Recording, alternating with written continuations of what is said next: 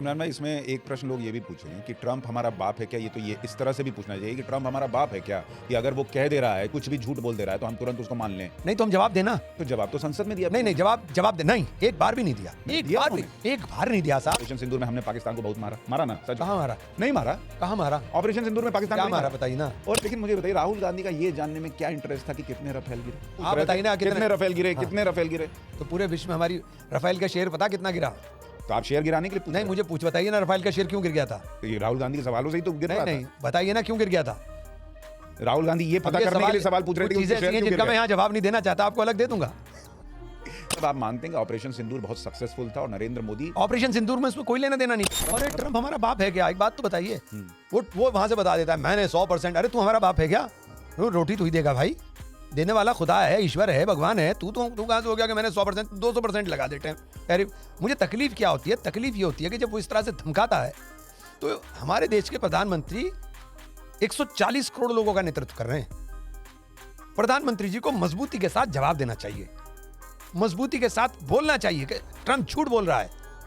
जब तक आप ऐसे आदमी को इस भाषा में, जो भाषा में वो बोल रहा है, उस भाषा में जवाब नहीं दोगे तो हम कहीं ना कहीं कमजोर दिखाई देंगे। लेकिन इमरान भाई, इसमें एक प्रश्न लोग ये भी पूछेंगे कि ट्रंप हमारा बाप है क्या। ये तो ये इस तरह से भी पूछना चाहिए कि ट्रंप हमारा बाप है क्या, कि अगर वो कह दे रहा है, कुछ भी झूठ बोल दे रहा है तो हम तुरंत उसको मान लें। नहीं तो हम जवाब देना। तो जवाब तो संसद में दिया। नहीं जवाब दे। नहीं, एक बार भी नहीं दिया। एक बार नहीं दिया साहब। खान भाई देखिए, आप भी मैं पार्लियामेंट में था। साल से आप पॉलिटिक्स। नहीं मैं पार्लियामेंट में था साहब। हम सब कवर कर रहे थे। एक बार भी पार्लियामेंट में ये नहीं बोला कि ट्रंप झूठ बोल रहा है। आप घुमा के मत बोलिए। नहीं, मैं ये कह रहा हूँ कि राहुल गांधी सुनना चाहते थे कि नरेंद्र मोदी बोलें कि ट्रंप का नाम लेनी है, पीएम मोदी जी की मेहरबानी से पाकिस्तान जो है अमेरिका के साथ डील करता है। चाइना अमेरिका का दुश्मन है, लेकिन वो पाकिस्तान के साथ खड़ा है। पाकिस्तान के साथ हमारा दोस्त जिसके साथ हमारे सदियों रिश्ते हैं, सऊदी अरब, वो डील कर लेता है और डील में लिखा जाता है कि एक देश के ऊपर हमला दूसरे देश पर माना जाएगा। रशिया सिंदूर के बाद देखिए सुनिए, रशिया हमारा दोस्त और सदियों पुराना दोस्त, रशिया भी डील के रास्ते खोल रहा है। ईरान जो पूरी दुनिया में सबसे ज्यादा यूनाइटेड नेशन में खड़े होकर के कश्मीर के मुद्दे पर भी हमारा साथ दे रहा था, वो भी पाकिस्तान के साथ डील करने की बात कर लेता है। तो पाकिस्तान जो अप्रासंगिक हो गया था पूरे विश्व के अंदर, वो आज फिर बराबर में खड़ा हो गया हमारे, सिर्फ इस सीज फायर के चक्कर में। नरेंद्र मोदी ने जब ये कहा था कि हम ऑपरेशन करेंगे, हम पाकिस्तान को जवाब देंगे आतंकियों को, उन्होंने तो कभी नहीं कहा था किसी भाषण में कि हम पीओके लेने के लिए जा रहे हैं। क्या बात कर रहे हैं आप? किस भाषण में कहा था? अरे इनका एक बात सुनिए, इनके तो नेता चिल्ला के कहते थे, ये तो लाहौर पे टैंक पे बैठ करके लाहौर जा रहे थे। आप कैसी बात कर रहे हैं? पीएम ने कब कहा कि हमारा? अरे ये तो सब जगह जा रहे थे। इनके सारे नेताओं ने चिल्ला के कहा कि बनने दो, पीओके के ऊपर झंडा हम फहरा के आएंगे। जब झंडा फहराने का नंबर आया, जब भाग गए। चलिए, आपका अपनी राय ये है कि सीज फायर नहीं करना चाहिए, ये आपकी राय, ठीक है, सबकी अपनी अपनी राय हो सकती है। लेकिन आपने खुद कहा कि पाकिस्तान की कमर टूटी हुई थी। इसका मतलब आप मानते हैं कि ऑपरेशन सिंदूर बहुत सक्सेसफुल था और नरेंद्र मोदी। ऑपरेशन सिंदूर में इसमें कोई लेना देना नहीं। पाकिस्तान की कमर तो टूटी हुई थी 15 साल से। 15 साल से? हाँ, 15 साल से। कैसे? पाकिस्तान अप्रासंगिक हो गया था पूरे विश्व के अंदर। पाकिस्तान को कूटनीति, यूपीए के राज में 26-11 कर रहा। मैं यूपीए के राज की बता रहा हूँ। हाँ, तो उसे बिल्कुल आतंकवादियों की लिस्ट में डाल दिया गया था। तो उससे क्या हुआ? तो उसको ठोक नहीं पाए। आप उसे ठोक नहीं पाए, इससे ज्यादा क्या ठोका जाएगा? आज एक बात तो बताइए, 26-11 के बाद पाकिस्तान को कूटनीतिक रूप से इतना तोड़ दिया गया कि पूरे विश्व में उसको अलग थलग डाल दिया।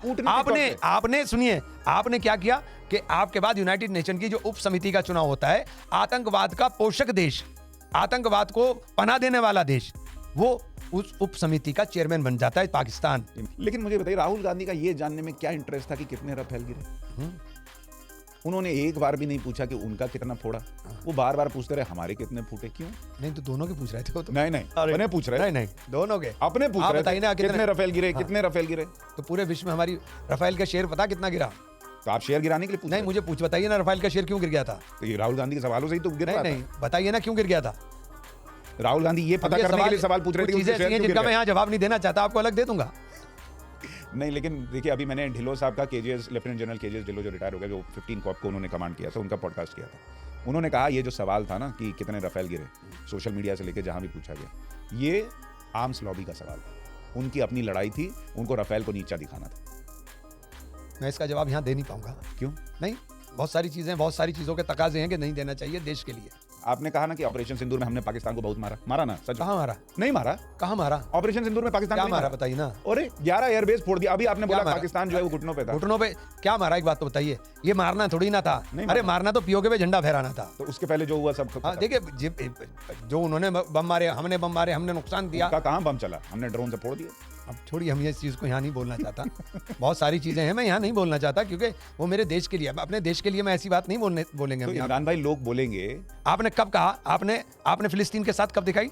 कब नहीं दिखाया सर? और जब ये हमला हुआ फिलिस्तीन पर, हमास ने अंदर घुस करके हमला किया इजराइल के ऊपर, जवाब में इजराइल ने जिस तरीके का नरसंहार किया, हम कब खड़े हुए? जब चारों तरफ से जिसके लिए आप कर रहे थे, नेतन्याहू साहब जिनको आप दोस्त बता रहे थे, उन्होंने भी आपकी मुखालफत शुरू करी, तब आपने बोलना शुरू करा। इमरान भाई देखिए, इसमें भी दो पक्ष है। फिलिस्तीन में जो मासूम लोग मारे जा रहे हैं या जो लोग उससे रिलेटेड नहीं है, हमास से, वो मारे जा रहे हैं, उसको लेकर सबको दुख है। लेकिन हमास एक टेररिस्ट ऑर्गेनाइजेशन। अरे आप क्या बात, हमास क्या भगत सिंह टेररिस्ट थे? नहीं, अरे भगत सिंह टेररिस्ट थे। आप कह रहे हैं हमास और भगत सिंह का कंपैरिजन है? हाँ बिल्कुल। क्या बात कर रहे हैं? हाँ बिल्कुल सही बात कर रहा हूं मैं। हमास अपनी जमीन के लिए लड़ रहा है। सॉरी सर, इसमें मेरा आपका एकदम नहीं, मुझे एक बात आप बताइए। भगत सिंह का हमास से कंपैरिजन अरे नहीं कर आप सकते। कैसी बात? They वो are अपने terrorist organization। अरे वो अपनी जमीन के लिए लड़ रहे हैं। तो जमीन के लिए लड़ने अपनी जमीन के लिए लड़ रहे क्या हैं। भगत सिंह अपने जमीन के लिए लड़ रहे थे। महिलाओं और बच्चों को आगे करके लड़ते हैं? अपनी क्या? जमीन के लिए लड़ रहे अस्पताल थे। के अंदर अपना अड्डा बनाते हैं ताकि वहां पे लोग अपनी मर जाएं? जमीन के लिए लड़ रहे हैं भैया। क्या अपनी जमीन के लिए देखिए, लड़ने का अपनी जमीन तरीका के लिए होता है? देखिए, भगत सिंह जी अपनी जमीन के लिए शहीद हुए ना। और एक बात बताइए, इजराइल का इसके लिए लड़ रहा है फिर? इजराइल तो कब्जाधारी है। इजराइल ने तो कब्जा किया है भाई। पर मैं कह रहा हूँ उसके लोग क्या, उसके लोगों की जिंदगी नहीं, उनकी जिंदगी भी जिंदगी है। अगर अरे रेस्ट बनाता आप है। उनके 232 के बंधक देख रहे हो, उन्होंने 1 लाख लोग मार दिए, वो नहीं देख रहे आप? और अगर बंटवारा ना कराया होता तो हम इस तरह के हालात में ना होते जो आज हालात कर दिए हमारे। क्या हालात हैं आपके? क्या हालात हैं? आप अनटचेबल कर दिया। कैसे? अरे कोई पूछ रहा है मैं? क्या बात कर? अरे आप बताइए, कोई पूछ रहा में बैठे हैं, कह अरे रहे हैं कोई आप पूछ untouchable हैं। कितने रह गए? और कितने रह गए? 66 होते थे, 24 आ गए। तो आपकी पार्टी देती नहीं टिकट? मैंने कहा अनटचेबल हो गए हम। और इस साल में 70 साल 75 साल में 50 साल से ज्यादा कांग्रेस पार्टी हाँ। रही, अनटचेबल कांग्रेस ने बनाया होगा, इसका मतलब 68 थे। 68 थे। हाँ। 68 थे। तो उन 68 ने क्या किया अनटचेबल बनाया आप बीजेपी के लोगों ने। और इन लोगों के, सुनिए, मोदी जी ने आके चमत्कार कर दिया। उसने कहा दिमाग मत खराब करो, तुम चाहे जहां जाओ, हम सरकार अपना आप बना लेंगे। जमीन के लिए लड़ रहे अस्पताल के हैं। अंदर अपना अड्डा बनाते हैं ताकि वहां पे लोग अपनी मर जाएं। जमीन के लिए लड़ रहे हैं भैया। क्या अपनी जमीन के लिए देखिए, लड़ने का अपनी जमीन तरीका के लिए होता है? देखिए, भगत सिंह जी अपनी जमीन के लिए शहीद हुए ना। और एक बात बताइए, इजराइल का इसके लिए लड़ रहा है फिर? इजराइल तो कब्जाधारी है। इजराइल ने तो कब्जा किया है भाई। पर मैं कह रहा हूँ उसके लोग क्या, उसके लोगों की जिंदगी नहीं, उनकी जिंदगी भी जिंदगी है। अगर अरे रेस्ट बनाता आप है। उनके 232 के बंधक देख रहे हो, उन्होंने 1 लाख लोग मार दिए, वो नहीं देख रहे आप? और अगर बंटवारा ना कराया होता तो हम इस तरह के हालात में ना होते जो आज हालात कर दिए हमारे। क्या हालात हैं आपके? क्या हालात हैं? आप अनटचेबल कर दिया। कैसे? अरे कोई पूछ रहा है मैं? क्या बात कर? अरे आप बताइए, कोई पूछ रहा है? बैठे हैं, कह अरे रहे हैं कोई आप पूछ untouchable हैं। कितने रह गए? और कितने रह गए? 66 होते थे, 24 आ गए। तो आपकी पार्टी देती नहीं टिकट? मैंने कहा अनटचेबल हो गए हम। और इस साल में 70 साल 75 साल में 50 साल से ज्यादा कांग्रेस पार्टी हाँ। रही, अनटचेबल कांग्रेस ने बनाया होगा, इसका मतलब 68 थे। 68 थे। हाँ। 68 थे। तो उन 68 ने क्या किया अनटचेबल बनाया आप बीजेपी के लोगों ने। और इन लोगों के, सुनिए, मोदी जी ने आके चमत्कार कर दिया। उसने कहा दिमाग मत खराब करो, तुम चाहे जहां जाओ, हम सरकार अपना आप बना लेंगे।